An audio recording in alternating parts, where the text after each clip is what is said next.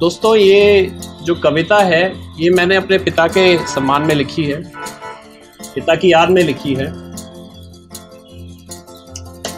May God bless all the fathers in the world. पिता लिखी है कविता सम्मान में, पिता लिखी है कविता सम्मान में, पार लगा दी नैया मेरी तूफान में, सजा दी मेरी दुनिया ऐसे जैसे सजती है महफिल दीवान में।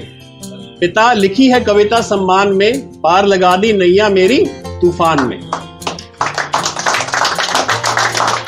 धूप ठंड ना देखी तुमने, धूप ठंड ना देखी तुमने, हर मौसम की अनदेखी तुमने, परिश्रम को सर्व ही माना, तभी जोड़ पाए जीवन का ताना बाना।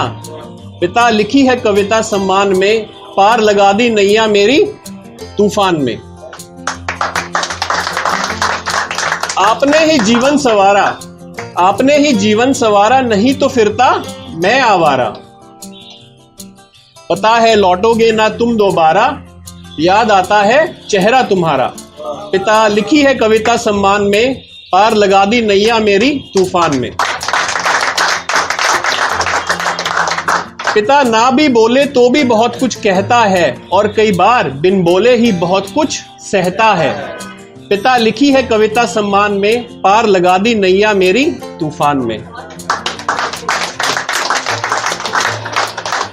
पिता ही शान है, पिता ही मान है, पिता से ही पहचान है, पिता से ही गुमान है, और पूरा ना हो सकेगा कभी पिता का एहसान है। शुक्रिया।